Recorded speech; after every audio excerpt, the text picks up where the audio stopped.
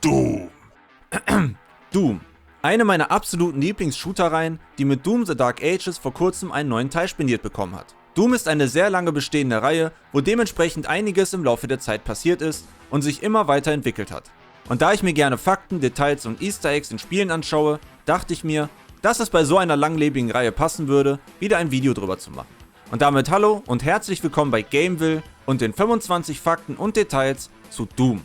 Wir gehen verschiedene Entwicklungsdetails durch, ich stelle euch ein paar Easter Eggs vor und rede allgemein über die Doom-Reihe. Wenn euch das Video gefällt, lasst gerne wie immer ein Like sowie ein Abo da, um den Kanal beim Aufbau zu helfen. Vielen lieben Dank. Nun geht es aber los mit diesem Video. Viel Spaß!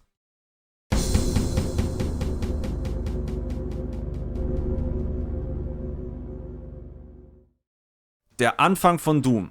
Fangen wir mit ein bisschen Geschichte an. Die Entwicklung von Doom startete 1992, nachdem einer der Shooter-Urväter Wolfenstein 3D und dessen Add-on Spin-off Destiny erschien. Zunächst war geplant, ein neues 3D-Spiel in der Commander Keen-Reihe zu machen. id Software entschied sich jedoch dafür, einen neuen Shooter zu entwickeln, nämlich Doom.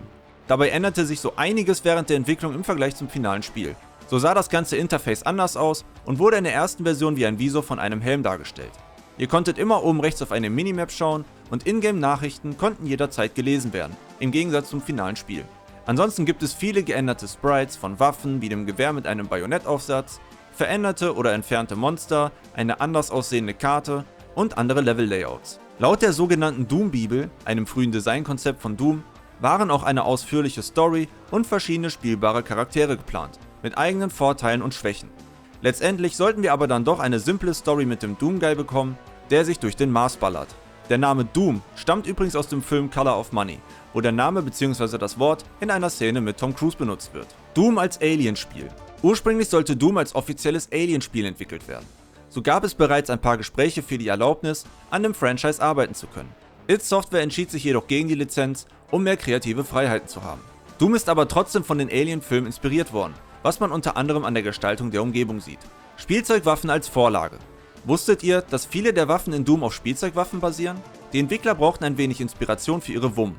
So sind sie während der Designphase des Spiels in Supermärkte gefahren und haben sich verschiedene Plastikwaffen gekauft, um die Ingame-Waffen danach zu modellieren. Dazu wurden die Waffendesigns auch von Filmen wie Evil Dead oder Alien inspiriert. Team TNT und Final Doom. Die Modding-Gruppe Team TNT arbeitete an einem zweigeteilten Map-Pack für Doom 2 mit dem Titel TNT Evolution und The Plutonia Experiment. Die Maps sollten auch id Software beeindrucken, was scheinbar auch geklappt hat. Wenige Stunden vor der geplanten Veröffentlichung bot id Software an, es offiziell zu publishen. Später wurde es als Final Doom veröffentlicht, was letztendlich auch für die erste PlayStation geportet worden ist, wenn auch mit weniger Leveln. Der 3DO-Port von Doom. Die 3DO-Version von Doom wurde in nur 10 Wochen von einer einzigen Entwicklerin, Rebecca Heinemann, umgesetzt. Aufgrund des Zeitdrucks und der begrenzten Ressourcen konnte der Port nicht an die Qualität anderer Versionen heranreichen. Die Version litt unter fehlendem Content und einer ziemlich miesen Performance. Ihr konntet zwar die Auflösung des Bilds ändern und somit verkleinern für eine etwas bessere Performance, wirklich gut wurde es aber dadurch nicht. Diese Funktion hat man aber mit dem Hintergedanken eingebaut, dass Doom auf der nie erschienenen Nachfolgekonsole des 3DOs, nämlich der Panasonic M2, besser läuft. Auch waren neue FMV-Sequenzen geplant, diese konnten aber nicht rechtzeitig in das Spiel eingebaut werden, weswegen das wieder verworfen wurde. Jedoch hatte die Version einen Vorteil. Die 3DO-Fassung bot einen neu aufgenommenen Soundtrack, der tatsächlich ziemlich gut ist. Doom ist überall. Doom gehört mit zu den meistportierten Spielen aller Zeiten. Es gibt über 20 offizielle Ports für die verschiedensten Konsolen und Leute haben das Spiel auf den wildesten Geräten zum Laufen gebracht, darunter Taschenrechner, Schwangerschaftstests, Waschmaschinen, Kühlschränke, Digitalkameras, Mikrowellen, die Touchbar vom MacBook Pro und natürlich in Minecraft. Deswegen kann man schon sagen, dass Doom so ziemlich überall ist. Wer ist Daisy? Daisy ist der Hase des Hauptcharakters, welcher am Ende von Episode 3 und 4 des ersten Dooms zu sehen ist. Es wird gesagt, dass er die Dämonen nicht nur vernichten will, um die Menschheit zu retten, sondern auch um seinen Hasen Daisy zu rächen, welches vermutlich von den Dämonen umgebracht wurde. Ein verständlicher Grund, würde ich sagen. Dazu hat der Doom Guy scheinbar durch das Ereignis ein Trauma erlitten, denn der kleine Klopfer kommt auch in augenscheinlich lebendiger Form in Doom Eternal vor. John Romeros Kopf und geheime Nachricht in Doom 2. Ein Klassiker Easter Egg. Im letzten Level von Doom 2 befindet sich ein versteckter Kopf von John Romero. Diesen könnt ihr aber nicht auf normalem Wege erreichen, sondern müsst mit Cheats durch die Wand, wo sich der Endboss befindet, durchfliegen. Dort findet ihr den aufgespießten Kopf vom Entwickler John Romero. der maßgeblich an Doom mitbeteiligt gewesen ist. Wenn ihr das Level betretet, hört ihr zudem ein dämonisch klingendes, rückwärts abgespieltes Soundsample, das ebenfalls von John Romero stammt. Wenn man es normal abspielt, lautet der Satz: To win the game, you must kill me, John Romero. Der Müsli-Shooter. In den USA war in den Müsli-Packungen der Marke Chex von der Firma General Mills ein Spiel namens Chex Quest beigelegt. Das Spiel basiert auf derselben Engine wie Doom und wirkt damit eher wie ein Reskin, ist aber ein eigenständiges Spiel mit dem Müsli-Maskottchen. Das Spiel bekam noch 2 weitere Sequels und eine Neuauflage des ersten Spiels auf Steam, die man sich auch frei herunterladen kann. Geschnittene Inhalte in Doom 64. Die Beta-Version von Doom 64 enthielt Inhalte, die letztendlich nicht ins fertige Spiel übernommen wurden, darunter verschiedene Waffen und ein Maya-Tempel-Level. Ein paar Gegner wie ein Cyberdemon mit 2 Armkanonen schaffte es ebenfalls nicht in das finale Spiel. Außerdem sollte es ursprünglich noch ein weiteres Doom-Spiel geben mit dem Titel Doom Absolution, nachdem der gleiche Name bereits als Projekttitel für Doom 64 genutzt worden ist. Das Spiel wurde aber verworfen, um Ressourcen für die Entwicklung von Quake 64 freizugeben. Laut id Software Management hielten sie es für lukrativer, einen Port von einem bereits bestehenden Spiel zu machen, statt ein komplett neues entwickeln zu lassen. Geheime Nachricht in Doom 64. In Doom 64 könnt ihr in manchen Leveln eine Nachricht finden mit der Aufschrift I suck at making maps. Scheinbar hat da jemand vergessen, eine Textur drüber zu legen und sollte so daran erinnert werden, was wohl eher mäßig geklappt hat. Die Nachricht könnt ihr zum Beispiel in der Lost Level Erweiterung im Level Evil Sacrifice finden. Das Doom RPG.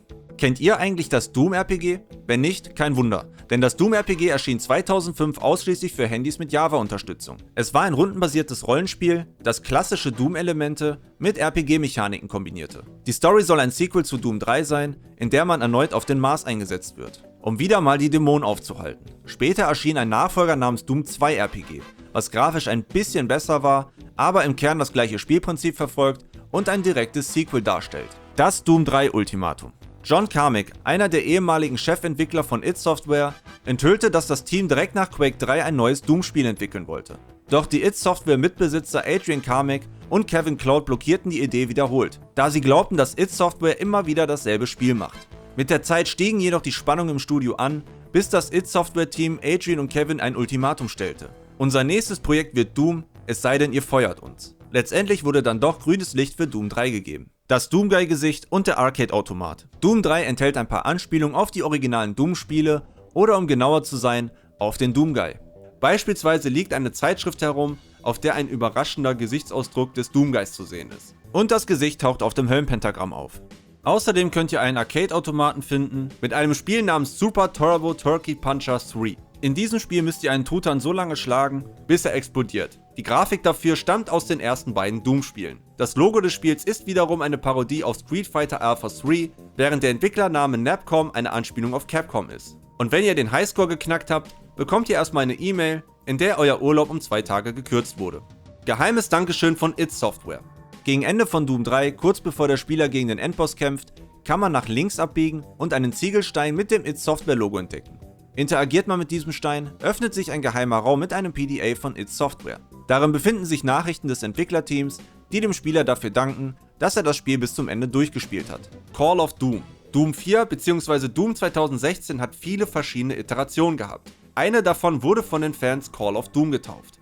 Diese Version sollte sich mehr an damalig moderne Shooter-Konventionen halten, wie man es aus einem Call of Duty kennt. Heißt HP-Regeneration, langsames Gameplay und ein starker Fokus auf die Story.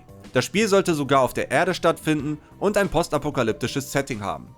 Es gibt sogar geleaktes Gameplay, wo man sehen kann, wie das Spiel ursprünglich werden sollte. Zwischenzeitlich wurde id Software von ZeniMax aufgekauft und konzentrierte sich zunächst auf die Entwicklung von Rage, weswegen die Entwicklung für eine Weile in der Entwicklungshölle stecken geblieben ist und nicht wirklich vorwärts ging. Die Entwicklung wurde nach der Veröffentlichung von Rage neu gestartet und zu dem Doom umgebaut, was wir heute kennen. Mick Gordons Soundtrack. Mick Gordon enthüllte, dass er bei seiner Verpflichtung als Komponist für Doom völlig freie Hand hatte, mit einer einzigen Einschränkung: kein Heavy Metal. Nach 6 bis 9 Monaten rein elektronischer Musik begann er jedoch, Gitarren in seine Komposition mit einzubauen. Schließlich konnte er doch die Entwickler davon überzeugen, mehr Metal-Elemente in den Soundtrack aufzunehmen. Und falls ihr es nicht wusstet, Mick Gordon hat zudem Kettensägengeräusche gesampelt und sie in das Gitarrengeschramme eingebaut. In Doom The Dark Ages ist er übrigens nicht mehr als Komponist dabei, da er und Bethesda eine Auseinandersetzung hatten, woraufhin die Zusammenarbeit beendet wurde. Der Daumen des Terminators. Doom 2016 enthält eine Anspielung auf Terminator 2 Tag der Abrechnung. Wenn ihr in die Lava fallt und darin versinkt, zeigt der Doomslayer seinen Daumen nach oben, genau wie in Terminator 2. Dieses Easter Egg wurde in Doom Eternal erneut eingebaut.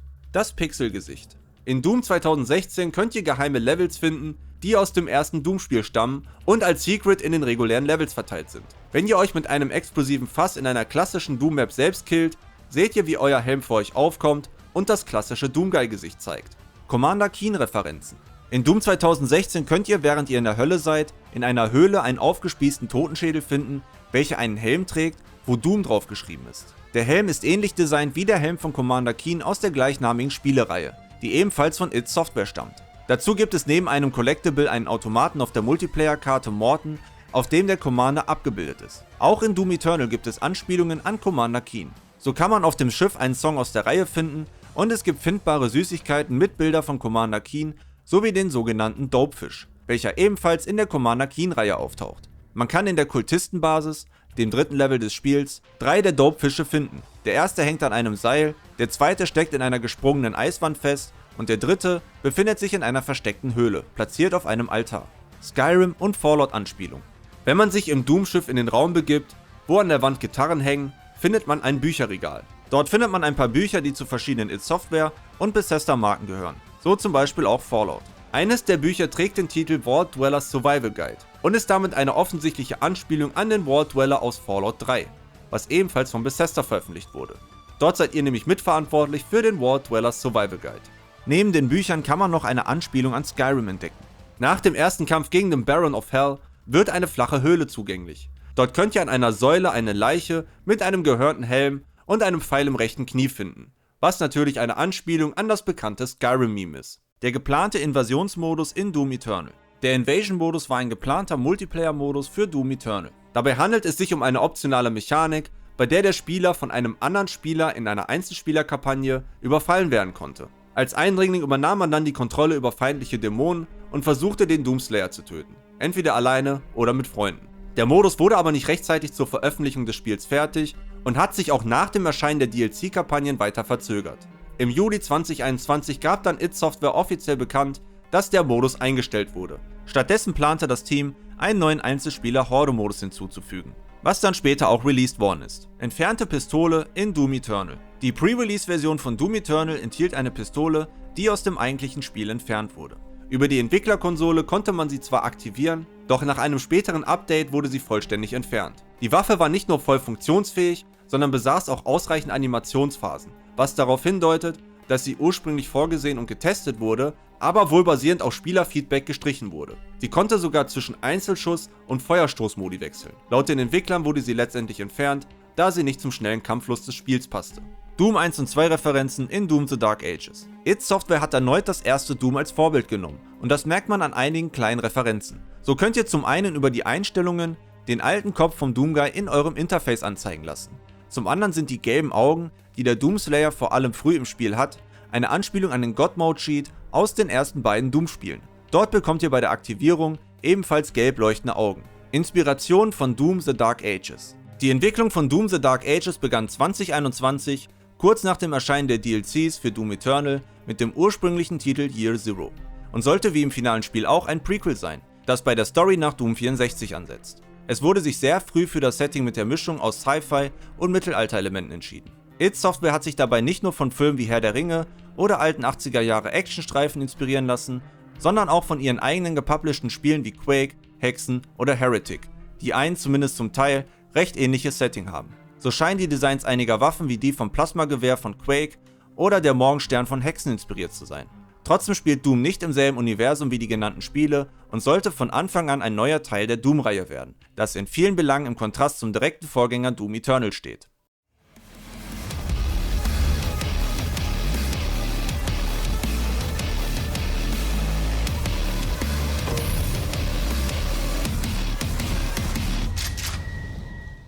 Und das waren 25 Fakten und Details zur Doom-Reihe. Kennt ihr noch andere Easter Eggs oder Fakten zu den Doom-Spielen? Welche Titel der Reihe habt ihr so gespielt? Lasst es mich gerne wissen. Und wenn euch das Video gefallen hat, lasst gerne wie immer ein Like sowie ein Abo da, um den Kanal zu unterstützen. Vielen lieben Dank. Auf meinem Kanal findet ihr noch andere Faktenvideos, Rückblicke, Entstehungsgeschichten und mehr. Folgt mir auch gerne auf Instagram und Twitch, die Links findet ihr in der Beschreibung. Aber an dieser Stelle möchte ich mich verabschieden. Vielen lieben Dank fürs Zusehen, habt einen wunderschönen Tag, macht's gut und auf Wiedersehen. Ciao, ciao.